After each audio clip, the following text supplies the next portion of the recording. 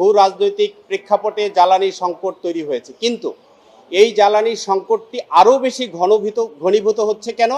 আমাদের দেশের অসাধু মজুতদারি কালোবাজারিদের কারণে। কেউ যদি কালোবাজারি করে, মজুতদারি করে, তাহলে তার বিরুদ্ধে এই আইনের অধীনে যে শাস্তিযোগ্য অপরাধ সেটি হচ্ছে সর্বনিম্ন 14 বছর কারাদণ্ড এবং যাবজ্জীবন থেকে শুরু করে সর্বোচ্চ মৃত্যুদণ্ড পর্যন্ত কারাদণ্ডের বিধান রয়েছে।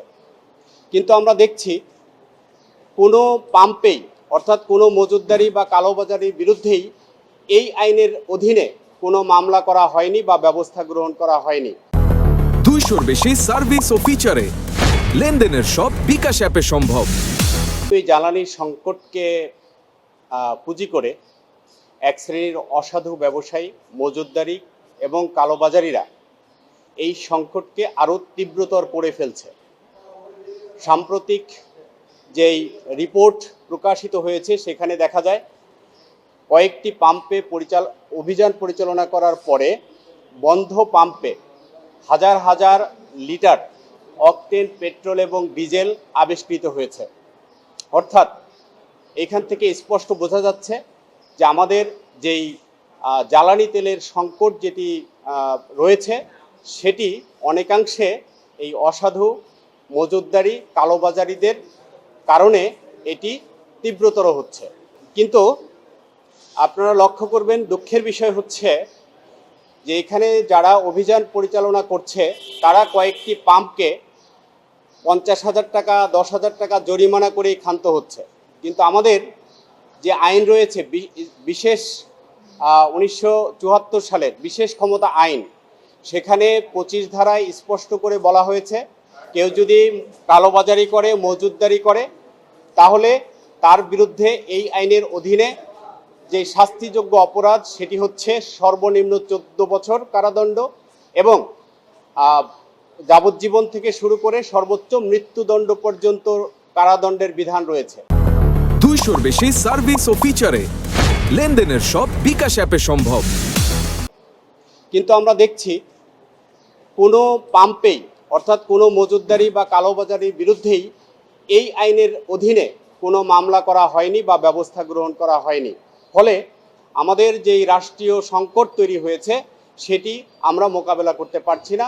ফলশ্রুতিতে আমাদের যেই জনসাধারণ তারা সাফার করছে, আমাদের ইকোনমি সাফার করছে এবং আমরা একটি অমানিসার অন্ধকারের মধ্যে আছি। এই বিষয়টি আমরা নোটিশে তুলে ধরেছি এবং সরকারকে বলেছি অবিলম্বে কালোবাজারি, অসাধু ব্যবসায়ী এবং মজুতদারিদের বিরুদ্ধে 1974 সালের বিশেষ ক্ষমতা আইনের 25 ধারায় আইনগত ব্যবস্থা গ্রহণ করতে হবে। দ্বিতীয় আরেকটি বিষয়ে আমাদের নজরে এসেছে, সেটি হলো বাংলাদেশ পেট্রোলিয়াম কর্পোরেশন এবং পেট্রোবাংলা, তারা মূলত আমাদের এদেশে জ্বালানি আমদানি করে থাকেন এবং সরবরাহ করে থাকেন। বিগত বছরগুলোতে প্রায় 34,000 কোটি টাকা এই জ্বালানি খাতে যেই রাজস্ব দেওয়ার কথা ছিল সরকারকে, এনবিআরকে, পেট্রোবাংলা এবং বাংলাদেশ পেট্রোলিয়াম কর্পোরেশন এখনও 34,000 কোটি টাকা আমাদের রাজস্ব পরিশোধ করেনি। এই রাজস্ব পরিশোধ করা তাদের আইনগত বাধ্যবাধকতা এবং দায়িত্ব রয়েছে। আমরা নোটিশে পেট্রোবাংলা এবং আমাদের যে কমিশন রয়েছে পেট্রোলিয়াম কর্পোরেশন, তাদেরকে বলেছি অবিলম্বে 34,000 কোটি টাকার রাজস্ব সরকারকে পরিশোধ করবার জন্য। তৃতীয় আরেকটি বিষয় আমরা নোটিশে স্পষ্ট করেছি।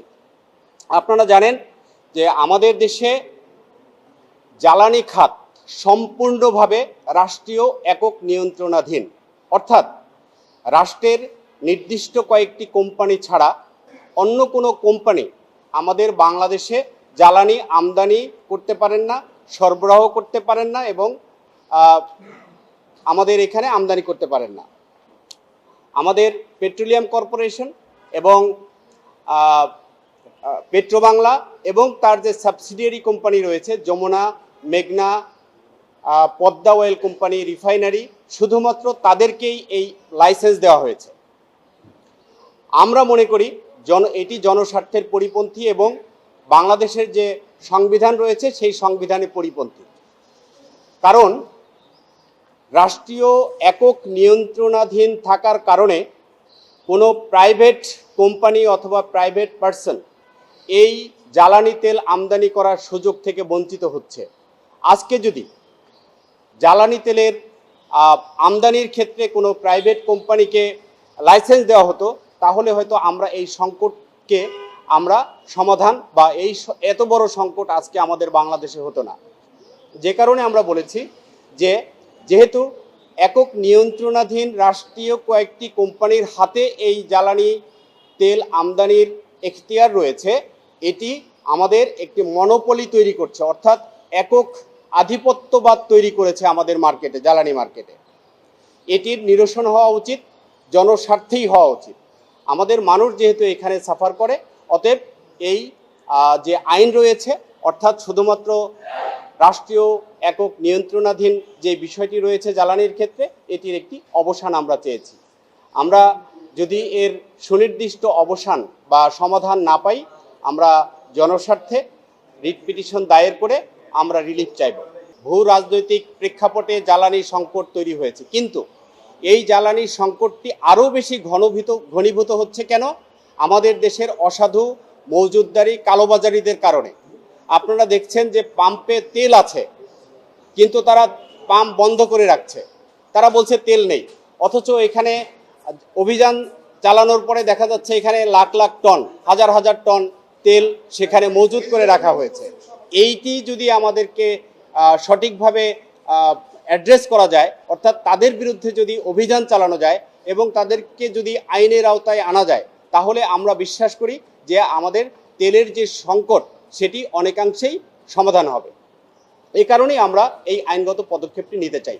আর আরেকটি বিষয় হচ্ছে, রাষ্ট্রীয় মালিকানা একক নিয়ন্ত্রণাধীন থাকায় একটি বাণিজ্য আধিপত্য তৈরি হয়েছে, যেটি আমাদের প্রাথমিক বেসরকারিভাবে যদি কোম্পানিগুলোকে এই তেল আমদানির সুযোগ করে দেওয়া হতো, তাহলে হয়তো আমাদের তেলের আধার যেটা তৈরি হয়, অর্থাৎ আমরা কতদিন পর্যন্ত মজুত করতে পারবো, সেখানে কিন্তু লিমিটেশন আছে। সরকার চাইলেই কিন্তু 6 মাসের জন্য তেল মজুত করার সেই সংরক্ষণ ব্যবস্থাপনা নাই। তো সেই ক্ষেত্রে প্রাথমিক প্রাইভেটভাবে অর্থাৎ বেসরকারিভাবে কোনো কোম্পানি যদি এখানে অনুমতি পেত, তাহলে হয়তো তাদের সেই রিজার্ভেশন ক্ষমতাটা আরও বেশি থাকতো এবং এই সংকটময় মুহূর্তে আমরা আরও বেশি সুন্দরভাবে দেশ পরিচালনা করতে পারতাম।